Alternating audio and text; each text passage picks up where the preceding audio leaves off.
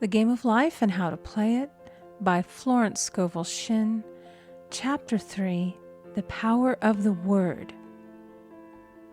By thy words thou shalt be justified, and by thy words thou shalt be condemned.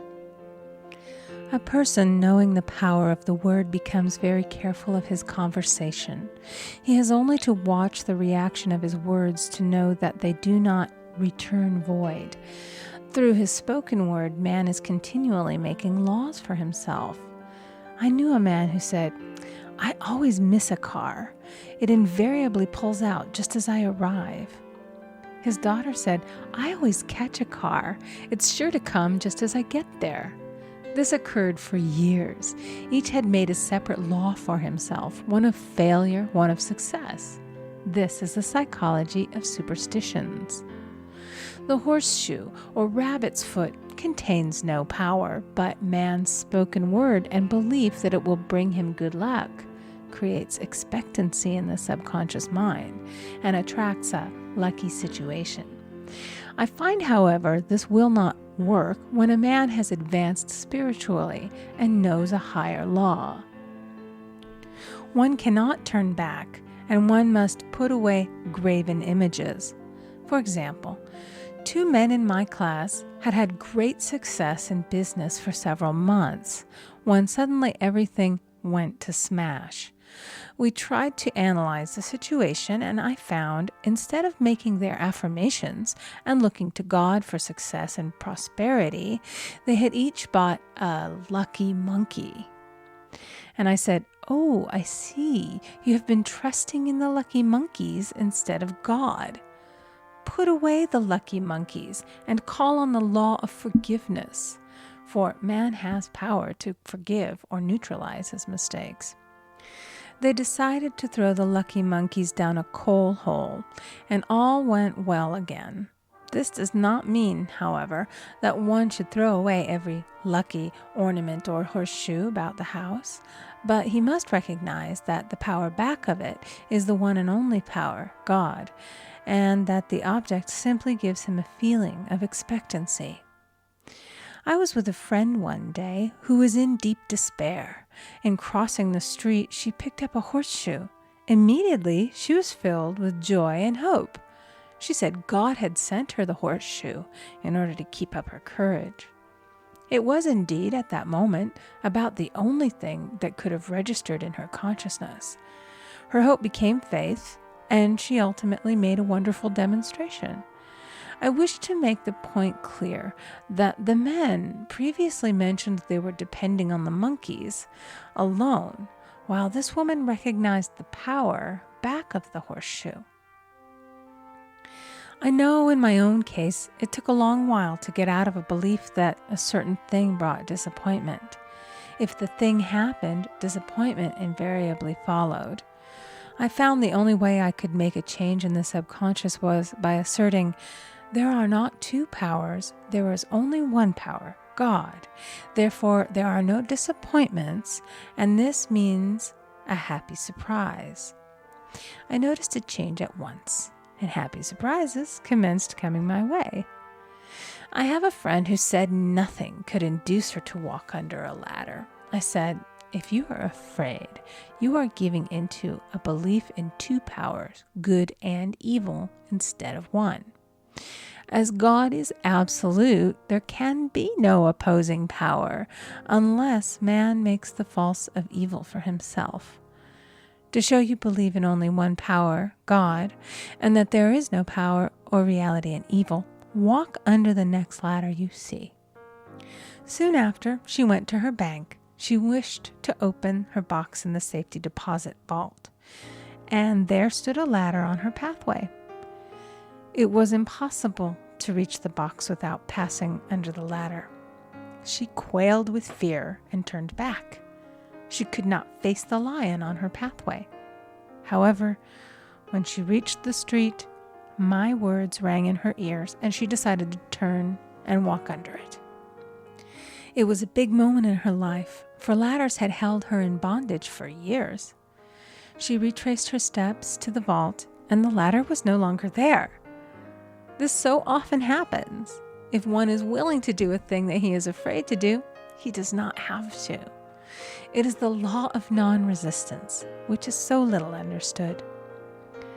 Someone has said that courage contains genius and magic. Face a situation fearlessly, and there is no situation to face. It falls away of its own weight. The explanation is that fear attracted the ladder on the woman's pathway, and fearlessness removed it. Thus, the invisible forces are ever working for the man who is always pulling the strings himself, though he does not know it. Owing to the vibratory power of words, whatever man voices, he begins to attract. People who continually speak of disease invariably attract it. After man knows the truth, he cannot be too careful of his words. For example, I have a friend who often says on the phone, "Do come to see me and have a fine old-fashioned chat."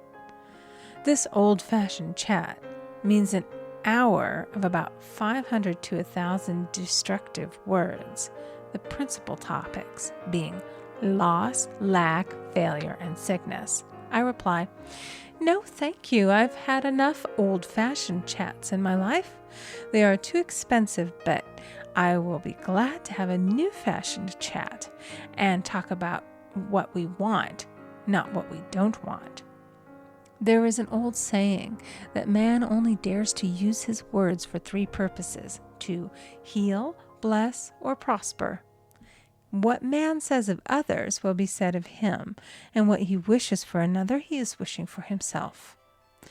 Curses like chickens come home to roost.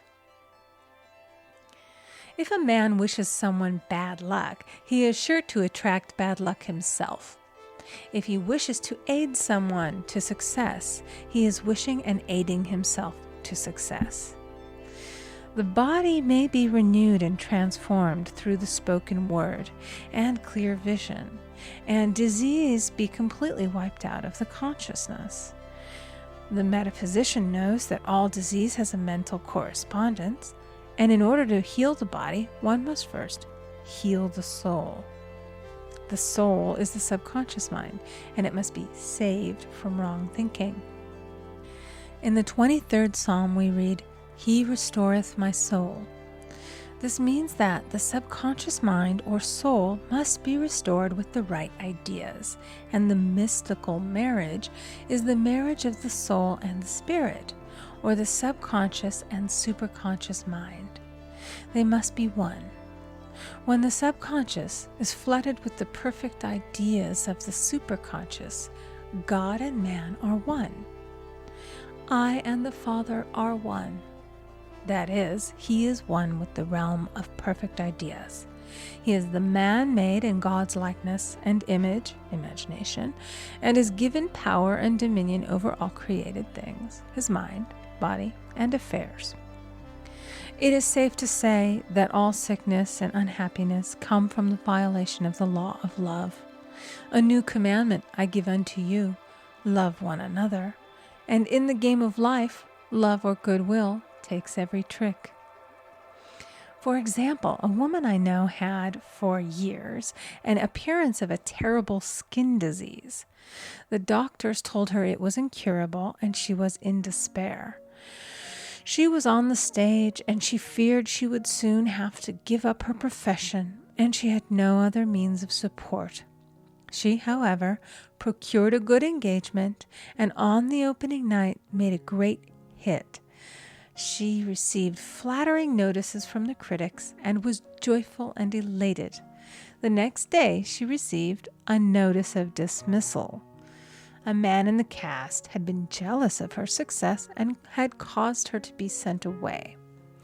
She felt hatred and resentment taking complete possession of her, and she cried out, "Oh God, don't let me hate that man." That night she worked for hours in the silence. She said, "I soon came into a very deep silence. I seemed to be at peace with myself, with the man, and with the whole world. I continued this for 2 following nights, and on the 3rd day, I found I was healed completely of the skin disease. In asking for love or goodwill, she had fulfilled the law, for love is the fulfilling of the law. And the disease, which came from the subconscious resentment, was wiped out. Continual criticism produces rheumatism, as critical, inharmonious thoughts cause unnatural deposits in the blood which settle in the joints. False growths are caused by jealousy, hatred, unforgiveness, fear, etc. Every disease is caused by a mind not at ease. I said once in my class, there is no use asking anyone, "What's the matter with you?" We might as well just say, "Who's the matter with you?" Unforgiveness is the most prolific cause of disease. It will harden arteries or liver and affect the eyesight. In its train are endless ills. I called on a woman one day who said she was ill from having eaten a poisoned oyster. I replied, "Oh no, the oyster was harmless. You poisoned the oyster. What's the matter with you?" She answered, "Oh, about 19 people." She had quarreled with 19 people and had become so inharmonious that she attracted the wrong oyster. Any inharmony on the external indicates there is mental inharmony. As the within, so the without. Man's only enemies are within himself, and a man's foes shall be they of his own household. Personality is one of the last enemies to be overcome, as this planet is taking its initiation in love. It was Christ's message, peace on earth, goodwill toward man. The enlightened man, therefore, endeavors to perfect himself upon his neighbor. His work is within himself, to send out goodwill and blessings to every man, and the marvelous thing is that if one blesses a man, he has no power to harm him. For example, a man came to me asking him to treat for success in business. He was selling machinery, and a rival appeared on the scene with what he proclaimed was a better machine, and my friend feared defeat. I said, "First of all, we must wipe out all fear, and know that God protects your interests, and that the divine idea must come out of the situation. That is, the right machine will be sold by the right man to the right man." And I added, "Don't hold one critical thought toward that man. Bless him all day and be willing not to sell your machine if it isn't the divine idea." So he went to the meeting, fearless and non-resistant, and blessing the other man. He said the outcome was very remarkable. The other man's machine refused to work, and he sold his without the slightest difficulty. But I say unto you, love your enemies, bless them that curse you, do good to them that hate you, and pray for them which spitefully use you and persecute you. Goodwill produces a great aura of protection about the one who sends it, and no weapon that is formed against him shall prosper. In other words, love and goodwill destroy the enemies within oneself. Therefore, one has no enemies on the external. There is peace on earth for him who sends goodwill to man. End of chapter 3. Recording by Amy Conger.